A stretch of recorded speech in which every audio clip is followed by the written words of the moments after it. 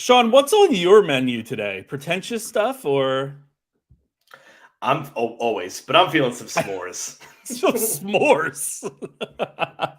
Oh man, we are talking the menu, and she said in a spoiler pod today, it's about to be spoilerific and delicious. See you soon. Hayden. Everyone is part of the family at this point. They didn't do my fan fiction idea that I had, so this movie was garbage. What is this?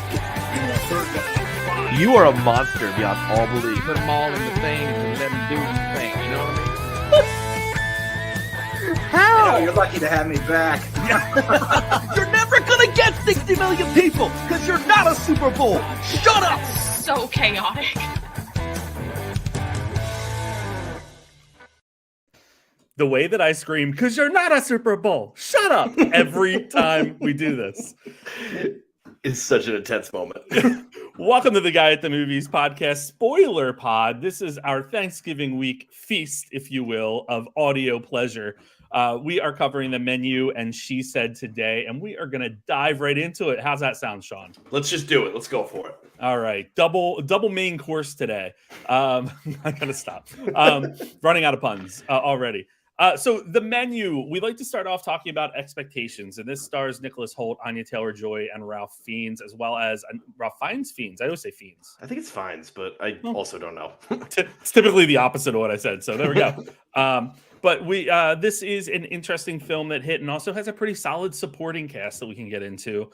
But Sean, I'll start. I didn't know what to expect from this originally because we weren't getting many previews for it until the freaking week before, and it was like every other commercial and every other ad on YouTube, everything was about the menu. So it was kind of interesting going into it because I didn't know if it was going to be a horror, if it was a psychological thing, like what we were dealing with. But it was the same trailer all the time that I would see in theaters with no other context. There was no real news about this one. This wasn't the ones that they were talking about the cast coming up and everything. And so, yeah, I remember I would always joke on this pod and be like, I don't think this is a real movie. I think you guys are messing with me. This just doesn't, with this cast, it doesn't feel like a real movie the way nothing was being buzzed about it. It's like, oh yeah, Ralph Fiennes is in is the lead in a movie. And it just didn't seem like anyone cared. But it was just such a weird situation. But so I truly didn't know what to expect with this. And I did go in cold in terms of critics. I didn't see the RT score until after and was pleasantly surprised. I just came from physical therapy, and even my physical therapist was like, I heard really good things about the menu. So kind of entertaining. But let's start with what we thought about it, Sean. Your thoughts I'll start with. Well, I'll say the big thing is, it's probably Bros and then this for the funniest movie of the year. I didn't expect this to be as funny as it was. And then, of course, I looked back at the director and the writers. And the writers are from The Onion, also from Succession. And the director also did Succession episodes as well. And so now it makes such a great amount of sense because this really does pick apart, it's an Eat the Rich and, it's a spoiler pod, so we can say it, not literally eat the rich for once. I really thought this was going to be a cannibalism movie. And they said, I just constantly thought that. And then finally, when they, came out, the writers said, yeah, no, our goal the entire time was let's just make sure we don't go into cannibalism. That's our one goal. And I thought that was fascinating because it's you immediately think that the eat the rich symbolism, and it's not there. And instead it's just it's about them having to reckon with themselves and have to deal with themselves. And it definitely is a dark comedy. There's not a single moment of this that scared me. Horror comedy is a little bit generous. The horror portion of it's a bit generous, but this is a really fun dark comedy where I like the dark comedies where I'm laughing really hard at the most disturbing parts. And this one has that easily. I guess I agree with you with that. I was just thinking though, what if this was a prequel to Bones and All? When I thought the cannibalism, I was just yep, I'm probably going, if I'm feeling up to it, I might see Bones and All tonight. So it's just a good old fashioned eating extravaganza for the next. You're just having an absolute blast with this, these types of films.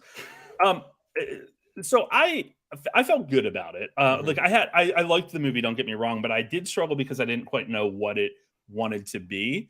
And I hadn't read any of those interviews about, the intent of the writers and all that. But for me, the one thing that was really lacking that I think personally would have elevated the film for me was more of a background of sort of how did we get here? Because we kind of are thrown into this when we find out that Ralph Fiennes' character was, you know, this renowned chef, and it was amazing to be invited to this island and blah, blah, blah, blah, blah. And like you get the backstory mainly through Nicholas Hoult, as well as, I'm going to forget the supporting actress's name, but like his right-hand woman. Anya Taylor-Joy or Hong Chow? Hong Chow. Yeah. Who was absolutely hilarious and just like deadpan with so much of what she was saying. But like I really wanted backstory. Like I wanted to learn more about like what led us here, what got us there. In hindsight, I can see that also is a strength of the film. Yeah. That it does just throw you in. But I think it would have played better for me if we got some of that history. I agree with you on that. You do like they just eke everything out. And to tell you the truth, I can't tell you everything about these characters. I know some of them are investors. One of them is just like wants to be an Anthony Bourdain wannabe. John Leguizamo plays an Anthony Bourdain wannabe. I see Judith Light and Reed Birney sitting there in silence, and I can't stop laughing because I'm just like everyone else is talking and having a conversation. I'm like, oh, this is the married couple that hates each other without any context whatsoever, and they can't even remember what they ate last time, and they're paying thousands of dollars to come there. Oh my god. I just like, oh man, it just really took like in a very unique way, it took like rich people and pretentious people in the crosshairs. I mean, Jenna McTeer has a line, who's the food critic, and she has a line that says, it's theatrical, but it's minimalist. Yes. And I almost had to leave the theater because I was roaring, and no one else got it. But I just like as like this horrifying moment where he's like coaxing this chef to kill himself. And I mean, at this point, I'm just kind of like, oh my god, like that was like brilliant in terms of humor, but it was just so freaking horrifying. When that chef killed himself, right away, I thought like how you and I talk about movies that are really hard to suggest for other people. And as soon as that happened, I was like, I am never going to be able to explain this movie to anyone else. I can't. Nobody else will get it. The one thing that almost disappointed me on this, but I liked it, is that, you know, halfway through, Anya Taylor-Joy's character goes into the kitchen to talk with Rafe, and Rafe's like, oh yeah, no, we're all going to die. And so at that very moment, I'm like, oh, so everything's just sort of set up for that. And it was almost like, are they rushing this? And they're not for those characters. But for a second, I was like, when he just then pronounces that to her, it's like, oh yeah, no, you're all going to die. Like this is how you die. You're either going to die with us or die with them. And I remember just like, there was a twinge of me that said, I don't love that. And then it turns out that like, it just worked out great and it worked out for the story. But I remember that exact moment was a weird turn. Well, and also the whole like you're gonna die with them or die with us thing. Like they all died in the same way, so like, they all just exploded in the kitchen. Fiery fireball there.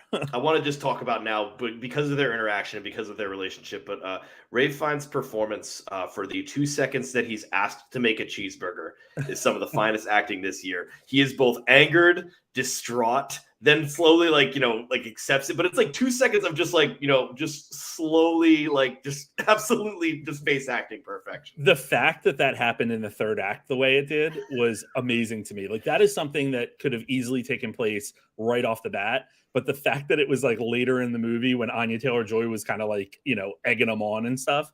It was delightful. That was a really entertaining piece of that.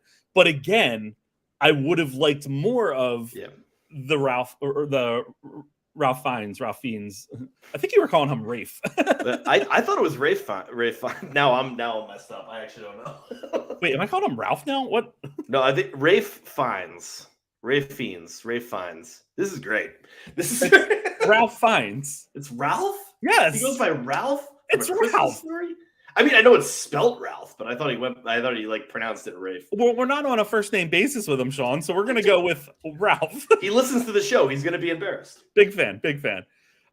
Let's talk about Anya Taylor-Joy and Nicholas Hoult, because I think that a lot of the hilarity from this movie came from their interactions, as well as Nicholas Hoult just deadpan the entire time. Being deadpan's the wrong word, but so focused on the food and just like, oh, this is exquisite. Oh, this is great. Oh, blah, blah, blah. And Anya Taylor-Joy, her character, not eating a thing, which is hilarious if you read any of the interviews afterwards. It just sounds like you did. But she had said like she didn't. This was during the press conference. She would try to sneak bites out like afterwards and stuff, because everyone else was eating during the movie and her character wasn't.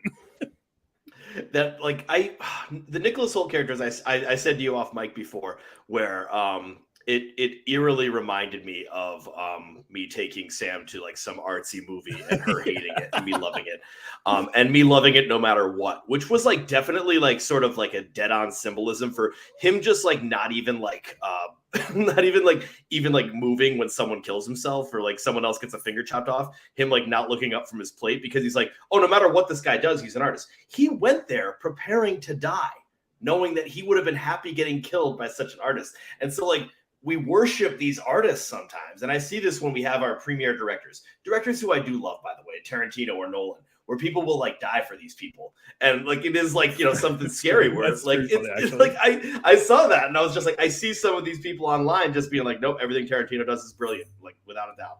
So, oh man, I just loved that character so much. He was so manic and so odd. It was like truly perfect. Yeah, he was. I actually really enjoyed Nicholas Hoult in this, and I didn't know what we were going to get from him. I didn't know what we were going to get from anyone in this movie. Let's talk about John Leguizamo, because his character. I love John Leguizamo. I probably mentioned this before when we talked about him in the past, but have you ever seen the movie The Pest? Oh no. You have to find The Pest. I got to check that one out. Yeah. The Pest is literally this movie where he is taken to an island and hunted. Oh my God. But it's a comedy. And it's Jeffrey Jones is like the guy hunting him. It's from '97, and it's based on a short story called "The Most Dangerous Game." Oh yeah, it's absolutely hilarious. It's one of those stupid movies that if it's ever on, I will like change my entire schedule to watch. But we're kind of John Leguizamo's popping up in more things now, and like he's having that late career resurgence that so many people are having.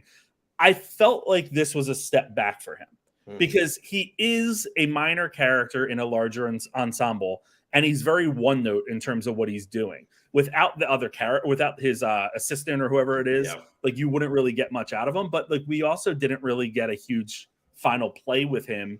I mean, you kind of do a little bit at the end, but like I just wanted more from Leguizamo because I associate a wacky time with a John Leguizamo, casting.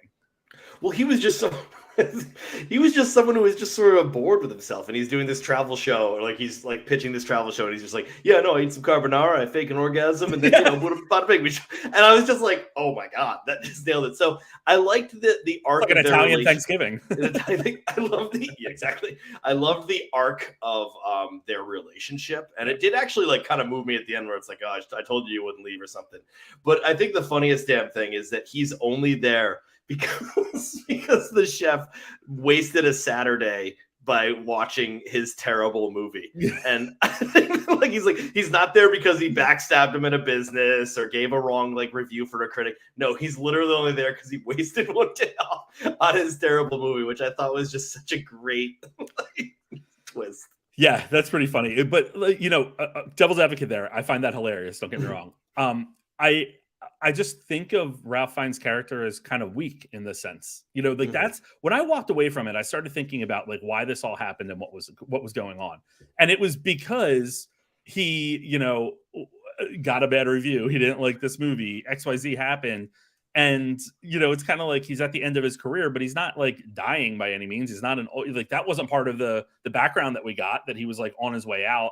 Yeah. It was just it's about pride, and it's about like leaving a mark and stuff like that. And it slipped for me. And that's again where I would have liked more background. It's a tricky one because it's definitely a thin connection, but I think it's something along the lines of art for art's sake. He hates this one person, because Nicholas Holt's character, because he worships him no matter what. He hates this other, this couple because he doesn't even they don't even care about the food. Hates the food critic who the people that make it into financial stuff, and the person that's basically someone who's making a mockery of art. And I think there's something there where it's like he appreciates art, but he has had it with becoming a chef, because pretty much people only, oh God, that was the best interaction. When he says like, don't eat, taste. And then he tells Anya Taylor-Joy, you haven't eaten anything. It's like, you told us not to. And the frustration of what I meant in his delivery was like, but I see what you're saying now that I even say it out loud. It is a weak character. I think it's because there was such a spider web to have to cover. And he was stretched pretty thin with that, because you had to make all those connections of why all of those like rich assholes were there. And it's tricky, but God, it's a pretty like fun satire. It definitely is. It's a lot of fun. I wonder I was just checking to see on Rotten Tomatoes and Cinema Score how audiences are reacting, and it has a 78 on Rotten Tomatoes and a B for audiences, which is actually better than I thought. That's because pretty good. It does feel like it's more pandering to like like us in a way. It's a Succession. I mean, it is like it. True. Like, granted, nobody dies in Succession. Well, but nobody really gets their finger cut off at a restaurant in Succession. But when the camera is panning around and listening to all those conversations, it was unbelievable. Because I before I even knew the writers were from Succession, I said this feels like an episode of Succession. This is just like and this is the new popular thing: is put the rich and powerful in the crosshairs. And you know what? It's fun. It's fun to watch the fall. So like I kind of won't get sick of it, including this what feels like a pretty original take on it. It definitely was an original take. Who do you think? Who gave the best performance in your mind? Oh, God. I would have to say it's either Rafe Ralph Fiennes Fiends or God, it might be Holt. Even though Holt is doing the most, it's really tough. He is doing the most, but I really did like them. I mean, I loved Reed Birdie. He had 3 lines, and it was just hysterical watching him and Judith Light hate each other. That was fun. I love Judith Light too. I say Anya Taylor-Joy, which is funny. I like that answer. Yeah. And I guess that goes to show they all were very strong in this. The acting was phenomenal. That was not a weak point of this. But I just Anya Taylor-Joy, I struggle with her in a lot of movies. And in this one, I was loving her. I'm she's playing this character perfectly. Oh, she's reacting to the reality of what she's dealing with perfectly. She's badass, when she needs to be. And her cocky attitude with cocky, sarcastic attitude with Ray Ralph Fiennes is what got us through, got her through the entire experience. And I love that. She was a great audience perspective. You need someone that's kind of shaking the head off. And you knew already something was happening when there was a horror on everyone's face when it turned out to be a different woman. And so already I'm okay, buckle in. Here we go. This is going to be nuts. What was your final grade? It was an A. And, whenever I give the A, I always say, what can I do to get this a B? And as it kept on growing for me, it grew more and more. I just loved this one. They're good movies when they grow like that. Yeah. I'm trying to find what I gave it. I'm pretty sure I gave it a C. I think you gave it a 3 out of 5. Yeah. Yeah, because it fell into one of those where I enjoyed it. It's not that I enjoyed it. I just, it didn't top off the way I wanted it to. The meal wasn't topped off and finished the way I wanted it to be. We're eating the ocean. All right, let's switch complete gears here to another film. Gears. Very, very different genre. But She Said is based on the true story, based on the book about the true story of the women that came forward to ultimately take down Harvey Weinstein after decades of sexual harassment and sexual misconduct, but also about the journalists that fought to tell their story. And this, it's not doing well at the box office at all. But Sean, going into this, I was excited. My expectations were pretty solid because you said this to me off camera a while earlier today, actually, that you love a good journalism movie. Oh yeah. And that's how I am too. I love those true stories, especially about pivotal. Wow, making up words. Pivotal moments in our history. And what the She Said film really represents ultimately is not only the power of the women that came forward and the journalists that told the story, but the real full launch of Me Too, the Me Too movement into the powerhouse that it became, and rightfully so. So what were you expecting going into it? I was terrified about this movie because I'm someone who adores Spotlight. I think it's a pretty much perfect film, and it's a great journalism film as well. And I was very nervous this was going to get held up to the same level. And I was like, oh, it's not going to be a fair comparison at all. After seeing it, it's a pretty fair comparison. It's a really fair comparison. I was kind of stunned because I was really worried that this was going to be something where it's oh man, they're going to compare it to Spotlight, so it won't get its good recognition. And then I'm like, oh no, it can be compared to Spotlight, and damn it, I'll give it some time, but it is pretty close to that good. The way the characters in both Spotlight and this interact, they are friends, but they are professional. They are not good friends. They don't have fun moments together or anything like that. There's some subtle moments where they're saying they're wearing the same thing, but it's a chuckle off, and then they go on it. Their only interaction is pure professionalism. And it blew my mind where I was just I see this humanity. I see this work in them. This movie both manages to focus on the pain of trying to tell this story with also the pain of the story, which, you know, I'm going to just keep on going back and forth. I now don't mind comparing it to Spotlight, which is what Spotlight did exceptional as well. I want to just highlight two performances right off the bat before we talk about the leads. And that's Samantha Morton, who plays the first one to give the documents from Zelda London. Perkins. Yes. And then also Jennifer Ely, who is going in for the mammogram. Samantha Morton plays one scene and just completely turns the tides of this thing, and is the first to really just really be shown. I think Ashley Judd playing Ashley Judd is the first one to really be interviewed, but she just there's a strength to her where she's kind of like all business and she's like ready to go. Samantha Morton was the one that was at the restaurant, right? Yes, okay, at the restaurant. Yeah. She had the documents in her purse. Yeah, 1000% agree with you, because that was just a powerful moment. That whole scene. She just went in there. Like, it's almost like I would love to think that maybe she was only filming for like an hour. She came in there and she's just like, boom, boom, boom. I got See ya. You got the stuff. I'm out. Just like she did in the movie. That scene of her walking by the windows was actually her leaving the film set. She's like, I'm done. I'm off set. I nailed it in this one take. Then we have Jennifer Ely, who has a little bit more of a character in hers. There's a few more scenes with her. But when she is telling the story to the reporter, I don't know if this is just a tick she had with her eyes. I don't know if it was intentional at all, but she very quickly glances to the camera several times. And every time she did, it's just like so subtle. Maybe it was just something I imagined, but it was just like so intense. Like a chill went down every time. She's like, she is talking to us. She is really talking to us about this. And it wasn't an obvious, like, just look at the camera completely, but just like very quickly, the eyes drifted towards the camera. And I couldn't tell if it was a tick. I couldn't, but it was something that it just blew my mind on how good it is. And so the supporting actress category is like completely flushed. I mean, completely flushed, whatever article I did, there's like 20 more names now. So it's a little bit of a nightmare to predict, but I would love to see that. And just the top performances of Carey Mulligan and Zoe Kazan, who just absolutely are run ragged through this movie. Literally, like they're all over the world. And they have supportive husbands that are also human. So they're not like, it's okay, honey, I got the kids. It's like, the kids were kind of a pain in the ass, but I'm still supporting you. They're not against anything that's happening, but they weren't another obstacle, in other words. The family wasn't an obstacle. There was like great moments, like just these human moments where she starts talking about the assault on the phone and gives the kid the Netflix password so she could go watch Netflix, which it's just that was really funny. That's very real too. Oh God, it was unbelievable. And so like the last thing I'll say about, I mean, there's probably a million other things I could say about it, but this dialogue, I put it in my review of this, and I think I got it from Hamlet, believe it or not, but the dialogue is so pregnant with thought. And just because like every single question that's asked, I was so impressed by it. And now I want to God, I never want to read books. Books are dumb, but I kind of want to read this book because it's just like the way like she conversed with some of by the way, some of the finest character actors out there. Like some of these guys, the lawyer, I'm doing these I'm recognizing these little subtleties in a performance, and they're like, yes, we're going to be doing a story on the conduct with women. He has this moment where he just inhales. And then he's ready to give his spiel. Well, and even the way he was sitting, he was just like, yeah. It's just how you this is exactly how it was, I bet. I mean, it's exactly how that guy would be.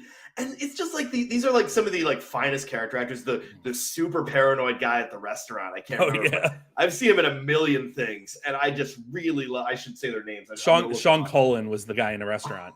He was amazing, I believe. Oh man. I can't disagree with a thing you said about it. The one thing I'll add is that I really like that the director here, Maria Schrader, took her time with this. Like it's not, I don't want to call it a slow burn, but it kind of is a slow burn in a way. Mm-hmm. It doesn't miss a beat, and there's no corners cut. And I really like that because that's, how this apparently really played out in real life. And even the fact oh my God, can we talk about the emotional scene? I was like, I don't know, we might not be thinking of the same one, but the one that really got me was when they weren't going to run with the story at the end. And when Ashley Judd calls and she says she'll go with it. I'm getting chills right now because I remember sitting in the theaters just being like, oh my God, that changed everything. And I was just almost collapsed in exhaustion. It was just an amazing physical performance. Absolutely. And I just, to think in real life that all the work that went into that and all the voices that would have been lost if Ashley Judd didn't put her name to it or go on the record, it just, it's amazing to me. It really is amazing. The reporters that do work like this are superheroes. It's kind of interesting too. They mentioned Ronan Farrow there. I like and that. Ronan Farrow was running with it as well, which is the basis for his book Catch and Kill and all that. But it's just wow! Like every year we get a true to life story that really just blows me away. And I'm not talking about like an inspired by one like The Fablemans or something, but one that really goes through the ticks of what happened in real life to show the importance of it. Hello, Scooter. And Loudest dog in the world. And this is the one this year for me. Yep. So let's grades real quick, and then I have one more question I want to pose to you. I gave this an A or 5 out of 5. Hey, this was one of the ones where I can I find anything wrong? And it was just, if you're gonna have pushing a button being the most suspenseful event in a movie where I am sitting upright, even though I know the article gets posted, it is just like it flew through me. So it was an easy A, honestly. Sean, we didn't talk about one actor that you really enjoyed, and that was Andre Braugher. I need to share my line with you. I wanted to share it for the pod, but I just needed to text it to you earlier. But I think my new kink is getting hung up by Andre Braugher. Like that. It's truly. What did he say? You have 48 hours. Goodbye. Yeah, he did it twice. One time he was like, I have a newspaper to run. He's like, are you going to hang up on me? He's like, if you have nothing else to say. He was so cool. These are two scenes in Andre Braugher where I wanted to put all the emotion and anger in. Yeah. And I wonder, as a performer, obviously he's not actually mad at the guy on the other end because that's an actor. But how do you not just get that upset? And instead he doesn't get upset, and he's just he just bottles everything up. It was unbelievable. Yeah, just an incredible actor, an incredible scene, multiple scenes in there. The performances around all. We around should also great. just say her name as well is Patricia Clarkson, where just a closer in the ninth. Yeah, absolutely, Patricia Clarkson. 1, 2, 3 closer in the ninth. Unbelievable. Now that you bring her up, I have to look it up because there's something that she's in that I always think of her in, she's I always associate it with her.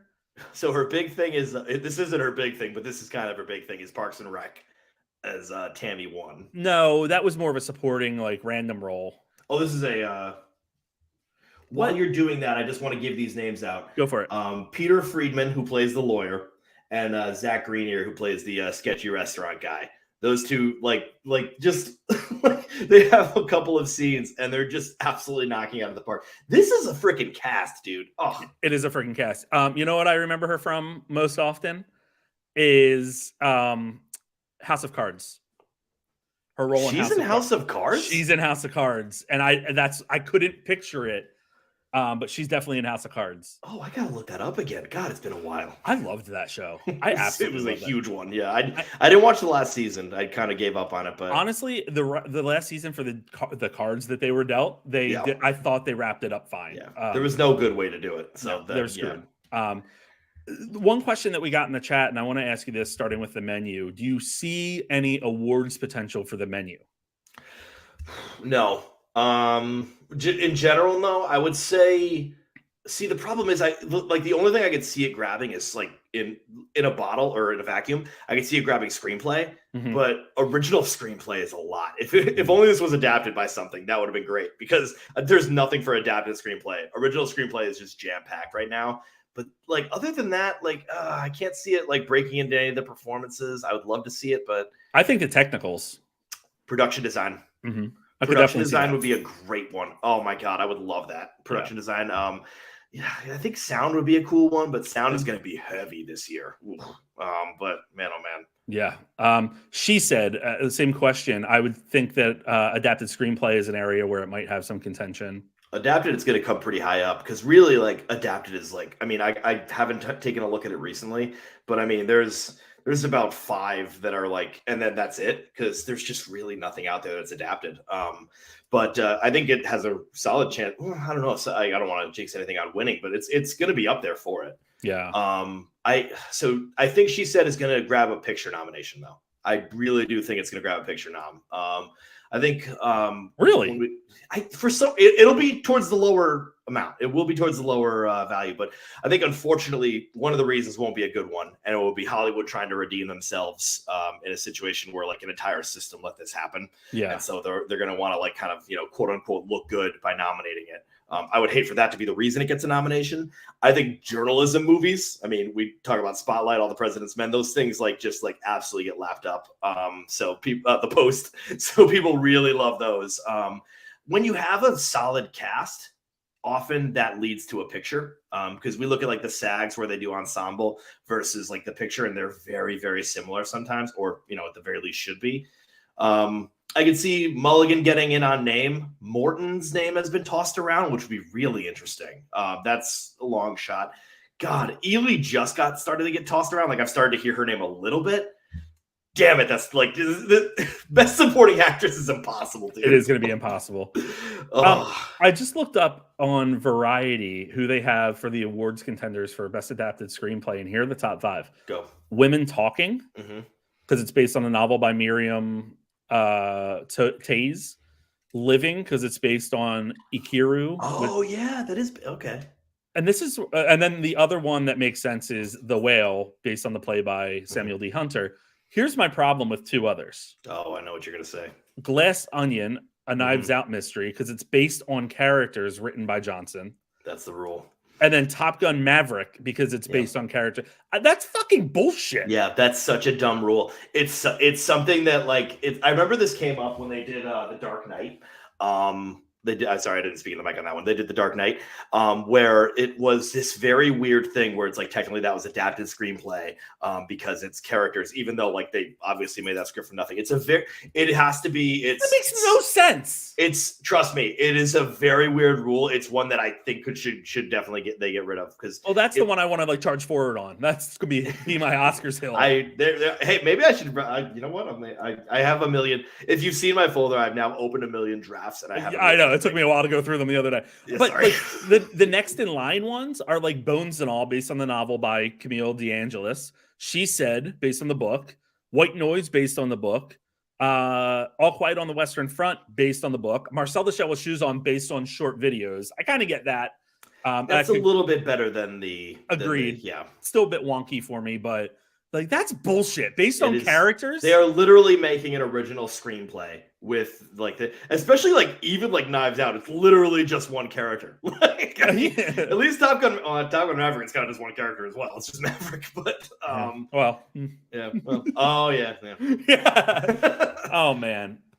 It's wild because I'm going to go back to this real quick, that my physical therapist was asking me about all these movies today. And he's like, who do you think is going to be in contention? And I was telling him about like The Whale and stuff like that. And he was like, wow, a lot of deep movies. And I was like, yeah, we're getting bombarded with them in the next 2 months. Like this is definitely the height of Oscar season, so to speak, where we're going to get all those big releases.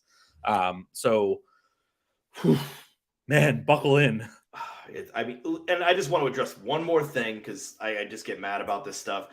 She said, "Oh, worst studio opening ever for a box office kind of thing."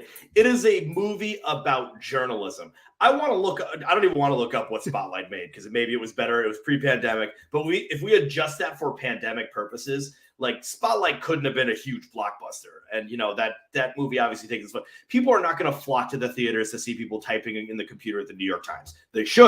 They should, but come on, we got to be realistic here. Of course, did people like project that to be huge? I mean, that's ridiculous. No, and the thing is, right now, what we're dealing with is a box office that is really struggling when it comes to adult films that aren't any of the big IPs and big franchises. So, it's not one that's going to get some play. But anyway, 2 solid movies, I would say. We are in a good time. Like you can tell that studios feel a certain way about their movies when they hold them to this time, which is always great because you expect that you're going to get some sort of quality, unless you don't. It's interesting with Searchlight. Now that I think about it, in terms of Oscars prospects, like why didn't they run a bigger campaign on this for Oscar season? And I don't because know, they're putting all their money in the Banshees. Oh, Banshees is there. Yeah. Oh, God. All that money into Banshees. Never mind. Everything's going to Banshees. That's fine. You know what? Okay. Yep. I agree with that. Sean, it's been fun. Watch the movies this weekend when hopefully you get to take a break and you're not running all crazy with Thanksgiving. But I imagine you have a lot of visits to make for Thanksgiving. Oh God, she never burns a bridge. Just family members, friends. She knows my lovely wife is just friends with so many people. We have plans out to wazoo. But I could probably get to the theater for something this weekend. Burn that bridge, Sam. Burn that bridge. Yeah, baby. You got the Fablemans on Wednesday, so get there for that. I mean, I think I'm gonna have to be scooting my butt to the theater tomorrow for that one. Yeah, it's. We'll talk about it. We'll definitely talk about it. That'd be maybe a spoiler pod if we can fit that in. But if we can, yes. If we can. Sean, have a fantastic Thanksgiving, and we'll talk in 5 minutes when I text you. Bye. Happy Thanksgiving. The Guy at the Movies podcast is a joint venture between Math Teacher Movies and Guy at the Movies. You can catch new episodes weekly right here wherever you're listening to this one. Subscribe so you never miss a beat.